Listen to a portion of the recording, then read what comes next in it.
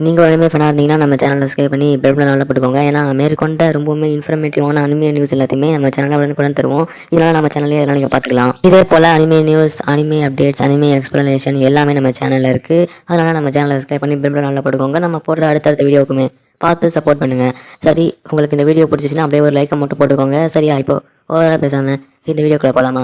இதுதான் கொனான் த sorcerer கேன்சி season 1 episode 8. இப்போது அந்த குணனுமே இந்த மேஜிக் ஸ்கூலுக்கு கிளம்பி போயிட்டுருப்பான். கூட எக்கவுமே வருவா. ஆனால் அவரால் வந்து அந்த ஒரு ட்ராவல் அப்படிங்கிறது ரொம்ப நாள் போகும். இதனால் ஒரு மாதம் கிட்டத்தட்ட ஆகும். அது மட்டும் இல்லாமல் இங்கே நிறைய விஷயங்கள் இருக்குது. ரொம்பவுமே வரத்துக்கு அவன் கற்றுக்கிறதுக்குலாம் ரொம்ப வருஷம் ஆகும். அப்படிங்கிறதுனால அவன் அந்த மேஜிக் ஸ்கூலில் இருப்பான். ஆனால் இவளுக்கு வந்து ஒரு வாழ்க்கை துணை தேவை அப்படிங்கிற மாதிரி, இதனால் அவங்க கூட ட்ராவல் பண்ண முடியாது. இதனால் உங்களுக்கு ஒரு வேறு பட்லர் இருக்கா அப்படிங்கிற மாதிரி அவள் சொல்லுவாள். இப்போ வந்து சரி, அப்படி இருக்கும்போது நான் கண்டிப்பாக உன்னை மிஸ் பண்ணுவேன் அப்படின்னு நம்ம எக்கோவை பார்த்து ஹீரோ சொல்கிறான். சரி, அப்படி இருக்கும்போது நீங்கள் எல்லாம் கல்யாணம் படிப்பீங்களா? உங்களுக்காக தான் மேரிச்சன் காத்துக்கிட்டு இருக்காள். நம்ம ஹீரோ அந்த மேஜிக் ஸ்கூலுக்கு போகிறதுக்கும் முன்னாடி அவன் இன்னொரு வேலைக்காக இவனுடைய தாத்தாவை பார்க்கறதுக்காக போவான். நான் இந்த இடத்துக்கு ஏற்கனவே முன்னாடியே வந்திருக்கேன், ஆனால் இதுக்காகன்னு சரியான ஞாபகம் இல்லை. அப்போ தான் எக்கோ சொல்லுவா, மறந்துட்டீங்களா? நீங்கள் தான் இங்கே இருக்கிற மேஜிக் புக்ஸ் எல்லாத்தையுமே தெரிஞ்சு படிக்கணும் அப்படிங்கிறதுக்காக இந்த இடத்துல அடம் பிடிச்சி வந்தீங்களே, குடும்பத்தோட வந்தோமே, மறந்துட்டீங்களா என்ன அப்படின்னு சொல்லுவா. அதுக்கு ஒருத்தர் எக்கோ வந்து இவனுடைய தாத்தா கிட்ட குணானுடைய அம்மா தந்தா அந்த ஒரு லெட்டர் தருவா. அதில் என்ன இருக்குன்னா, நீங்கள் தயவு செஞ்சு என் பையனுக்கு 5 லட்சம் அளவுக்குலாம் செலவு பண்ணக்கூடாது, என் பையனுக்காக நீங்கள் இந்த செலவு பண்ண வேண்டாம் அப்படின்னு எழுதியிருப்பாங்க. இப்போ வந்து அவனுடைய தாத்தா, நான் கண்டிப்பாக பண்ணுவேன், உங்கள் அம்மாட்ட நீ சொல்லாத அப்படின்னு குணானை பார்த்து சொல்லும். இப்போ அதுக்கு ஒருத்தர் என்ன நடக்குதுன்னா, நம்ம வந்து குணானுக்கு வந்து இந்த எக்கோ வந்து இதுக்கு ஒருத்தர் நம்ம குணானோட வருத்தப்படுறது கிடையாது. என்னன்னா அவள் வந்து அவளுக்கு பதிலாக இன்னும் ஒரு வேற ஒரு மெய்டை கொடுக்கலாம் அப்படிங்கிற மாதிரி முடிவு எடுக்கிறாங்க. இவ தாத்தா ரெடி பண்ணி வச்சிருப்பாரு. யார் அப்படின்னா இந்த எக்கோவுடைய தங்கச்சியை தான். அது எவ்வளோமே அந்த எக்கோடைய தங்கச்சியை தான் மறுபடியும் ஒரு ஸ்லேவாக கொடுப்பாங்க. இந்த எக்கோ மாதிரி அவளுக்கும் இதோ ட்வின்ஸ் மாதிரி அவளுக்கும் அந்த மாதிரி தலையிலேயே ஒரு கும்பு முளைச்சிருக்கும். இந்த மாதிரி 2 பேருக்குமே இருக்கா. சரி, இந்த குணான் வந்து பார்க்கறதுக்கு ரொம்பவுமே நல்ல பையனாக தான் இருக்கான். பொண்ணுங்கக்கிட்ட ரொம்பவுமே இப்போ நல்லாவே பேசுகிறான். அப்படி இருக்கும்போது எனக்கு நல்ல ஒரு எஜமானா இருப்பானா அப்படின்னு நம்ம 2 பேருமே பேசிகிட்டு இருக்காங்க. ஏக்கா வந்து அவருக்கு எதுவும் ஆகக்கூடாது, அவரை பத்திரமா பாதுகாக்க வேண்டியது உன்னுடைய பொறுப்பு அப்படின்னு ஏதோ ஒரு லவ்வரை பாதுகாக்க சொல்கிற மாதிரி இப்படிலாம் அவள் பேசிகிட்டு இருக்காளா. அப்படி இருக்கும்போது அவருக்கு வந்து ஏற்கனவே ஒரு லவ்வர் இருக்கார். அதனால் பொண்ணுங்கக்கிட்ட அவர் ஒன்றும் ஜாலெலாம் போட மாட்டார் அப்படின்ற மாதிரி ஏக்கோ வந்து அவளை பற்றி கொஞ்சம் புகழ்ந்து சொல்ல, கண்டிப்பாக அவருக்கு வந்து இந்த பணத்துக்காக தான் நான் வேலைக்கு வந்தேன் அப்படின்னு அவள் தங்கச்சி சொல்கிறா. எக்கோடைய தங்கச்சி பேர் ரின்கோ ரவுண்ட். இவளை நம்ம ரின்கோ அப்படின்னு சொல்லிக்கலாம். இவளுக்கு வந்து 18 வயசு ஆகுது. இனி இவ தான் நம்ம குணானோட ட்ராவல் ஆக போகிறா. குணனை பற்றி குணன் ரொம்பவே நல்ல பையனாக இருக்கிறதுனால பொண்ணுங்க எல்லாருமே அவளை வளர்த்துப்பட ட்ரை பண்ணால் அதுக்கு நான் விட மாட்டேன் அப்படின்னு இவங்க 2 பேரும் மாற்றி போட்டி போட்டு பேசிக்கிட்டு இருக்காங்க. இதை மாதிரி பண்ணோன்னே சாண்ட்விச் அவருக்கு பண்ணி கொடு. அது மட்டும் இல்லாமல் அவர் பண்ணுற ஃபண்ணுக்கு எல்லாமே நீங்கள் கண்டிப்பாக சிரிக்கணும். இது மாதிரி அவர்கிட்ட நிறைய ஜோக்கெலாம் சொன்னால் அவருக்கு ரொம்பவுமே பிடிக்கும். அதுக்கு ஒருத்தவங்க 2 பேருமே சேர்ந்து சாண்ட்விச் பண்ணி கொடுப்பாங்க. அக்காவும் தங்கச்சியும் 2 பேரும் ஒன்றா சேர்ந்து சாண்ட்விச் பண்ணியிருக்கீங்களா? உங்கள் 2 பேருடைய பாசமுமே இதில் இருக்கும்னு நம்புகிறேன் அப்படின்னு. நான் என்னமோ எக்கோவை விட நீ வித்தியாசமாக இருப்பேன்னு நினச்சேன், ஆனால் நீங்கள் 2 பேருமே ஒரே மாதிரியே தான் இருக்கீங்க. ஆமாம், அப்படின்னு என்ன, நாங்கள் 2 பேரும் ஒருத்தவங்களுக்கு சர்ச்சைத்தில்னு எல்லாரும் சொல்லுவாங்க அப்படின்னு எக்கோ சொல்ல. இப்போ கொண்டாலுமே நான் இளவரசி மெரிக்கா, என் அம்மா, என் ஃபேமிலி, தாத்தா, இது மட்டும் இல்லாமல் உன்னையும் தான் எல்லாருமே விட்டு நான் மேஜிக்கில் திருச்சி ஆகணும் அப்படின்னு போகிறேன். இது கண்டிப்பாக டைம் ஆகும், நான் போயிட்டு வரேன் அப்படின்னு சொல்லிட்டு இவன் தாத்தாவுமே, தம்பி நீ இப்போ போய் ஆகணுமா? இல்லை நீ வெயிட் பண்ணு, இங்கே நீ இருக்கலாம்ல அப்படின்னு அவன் தாத்தா அவனை விட்டதுக்கு அவனை பிடிக்கலாம் அப்படின்னு ட்ரெயின் பண்ணுறாரு. இவனுமே அப்படியே போயிருந்துடுறான். அவர் தான் அவன்கிட்ட சொல்ல வந்தார், நீ பேசிட்டு வந்துருக்க வேண்டியதுன்னு, என்ன நான் போகக்கூடாது அப்படின்னு எனக்கு கன்வென்ஸ் பண்ண தான் முயற்சி பண்ணுவார், நான் அதில் தான் வந்துட்டேன் அப்படின்னு இப்போ கொண்டாந்து வந்து இந்த ரிக்கோ கிட்ட சொல்கிறான். இந்த ரிங்கோ இப்போ சொல்கிறாளா, நான் வந்து இப்போ ஒரு கடையை திறக்கிறதுக்காக எனக்கு சில பணம் தேவைப்படுது, அதனால நான் கண்டிப்பாக அவங்க கூட வரணும் அப்படின்னு தான் வந்திருக்கேன்.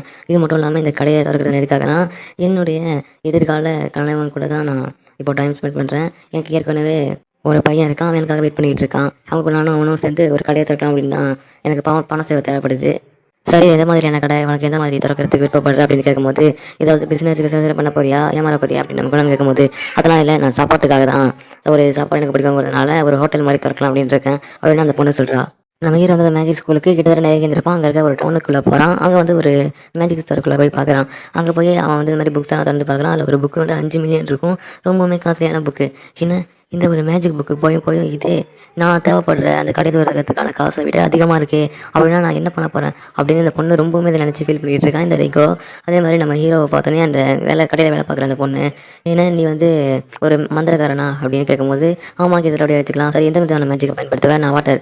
சரி, நான் வந்து இவ வந்து நம்ம ஹீரோ வந்து சரி நீ பயன்படுத்தி காட்டுறியா அப்படின்னு அந்த பொண்ணு கேட்க, பொண்ணு காட்ட முடியாதுன்னு சொல்ல மாட்டேன், பயன்படுத்தி காட்டுறேன் அப்படின்னு நம்ம ஹீரோ வந்து ஒரு க்யூட்டான கேட்டை அப்படியே க்ரியேட் பண்ணி வச்சிருக்கானா. அதை பார்த்தீங்கன்னா அந்த பொண்ணுக்கு ரொம்பவே பிடிச்சிட்டு எந்த மொத்தக்கிட்ட ட்ரைனிங் எடுத்து அப்படின்னு கேட்கும்போது ஃப்ரெண்டோட அப்படின்னு சொல்லும்போது சரி இந்த புக்கை அவனுக்கு கம்மியான இல்லை தர வாங்கியா அப்படின்னு கேட்கும்போது நம்ம ஹீரோ வந்து ரேட் வந்துடுறான். ஏன்னா நம்ம ஹீரோ வந்து அவனுடைய இது மாதிரி எக்கச்சக்கமான புக்ஸ் எல்லாம் ரேட் பண்ணியிருந்திருப்பான். இதை தாண்டியே அவன் நிறையா புக்கெல்லாம் தெரிஞ்சு வச்சிருக்கான். நீங்கள் எதுக்காக இந்த லிங்கோ அப்படின்னு வாங்காமல் வந்து இந்த புத்தகத்தை அப்படின்னு கேட்கும்போது ஏன்னா நான் வந்து நிறையா புக்ஸை படிச்சுட்டு அதில் இருக்க எல்லா வார்த்தைகளுமே எனக்கு மனப்பாடமாக தெரியும் அப்படின்னு சொல்கிறான். என்னது இது அப்படிங்கிற மாதிரி லிங்கோ ஷாக்காக இப்போ வந்து அவங்க இன்னும் நிறைய கடைக்குள்ளே போகிறாங்க. இப்போ அதுக்கப்புறம் நம்ம ஹீரோ வந்து ஒரு ட்ரெஸ் கடைக்குள்ளே போகிறான். அது வந்து ஏன்னா இவன் பார்க்குறதுக்கு ஒரு இளவரச மாதிரி இருக்கான். இந்த மாதிரி மெய்டெல்லாம் துணி வாங்குற கடைக்குள்ளே வந்திருக்கான் அப்படின்னு அவர் பார்த்துக்கிட்டு இருக்க நம்ம ஹீரோ வித்தியாசமாக. இப்போ வந்து நம்ம ஹீரோவும் நிறைய துணிகள்லாம் போட்டு பார்க்குறான். அங்கே வந்து ஒரு துணி இருக்குது. அதை வந்து அவன் நல்லாவே செக் பண்ணுறான். இது என்ன அப்படின்னு கேட்கும்போது கண்டிப்பாக நீ வாங்கிட்டு தான் ஆகணும், ஏன்னா அது ரொம்பவுமே நீ அழுக்கு பண்ணிட்டு அப்படின்னு வந்து ஆள் சொல்ல இது என்ன அப்படின்னு கேட்கும்போது அந்த அவருமே என்ன சொல்கிறாரு அப்படின்னா இது வந்து உள் ஃபெதரால் பண்ணது. என்ன உள் ஃபெதரா, இது ரொம்பவுமே காஸ்ட்லியா அப்படின்னா அப்படின்னு அவர் சொல்ல நம்ம ஹீரோ வந்து என்ன பண்ணுறான்னா அந்த மாதிரி அந்த உல்ஃபே வந்து உருவாக்கியிருக்கான் அவனுடைய மேஜிக்கால். என்ன உல்ஃப் ஆகுதுன்னா நான் மேஜிக் வச்சு இப்படிலாம் பண்ணுறேன், உண்மையிலுமே இதுக்கு உயிரெலாம் இருக்கா அப்படின்னு அவர் இதெல்லாம் பார்த்து அப்படியே ரொம்பவுமே ஷாக்காகி போய் நிற்க இந்த மாதிரி எல்லாம் பண்ணுவேன் வேற இன்னும் நிறையா பண்ணுவியா, சரி மனுஷங்களை பொண்ணு இதெல்லாம் உருவாக்க முடியுமா அப்படின்னு ஒரு ஆர்வத்தில் இருக்க நீங்கள் அவரை கெடுக்க முயற்சி பண்ணுறீங்களா அப்படின்னு அந்த பொண்ணு பயங்கரமாக கோவத்தில் அவர் திட்டி என்னை தட்டு அழைச்சிட்டு வந்துடுறா. அந்த நேரத்துக்கு அந்த கடையில் ஒரு 3 பொண்ணுங்க வந்துட்டு அவர் கையில் இருக்க அந்த உல்ஃபா பார்க்குறாரு. பார்த்தவங்க கண்டுபிடிச்சிடுறாங்க இது என்ன ஒரு மேஜிக்காலாக பண்ணப்பட்ட உல்ஃபா அப்படின்னு தொடுறாங்க. தொட்ட வேகத்தில் தண்ணியாக அதுடைய உருக்கி போய் அவர் மேலேயே பட்டுடுது. பார்த்தீங்கன்னா இந்த மேஜிக்கை வச்சு இப்படி ஒரு தண்ணியால் இது பண்ணியிருப்பாங்க நான் நினச்சி கூட பார்க்கல அப்படின்னு நான் யார் முகத்தில் முடிச்சணும் இன்னைக்கு இட மாட்டிக்கிட்டேனே அப்படின்னு அவருமே மைண்டுக்குள்ளாடி திங்க் பண்ணிக்கிறாரு.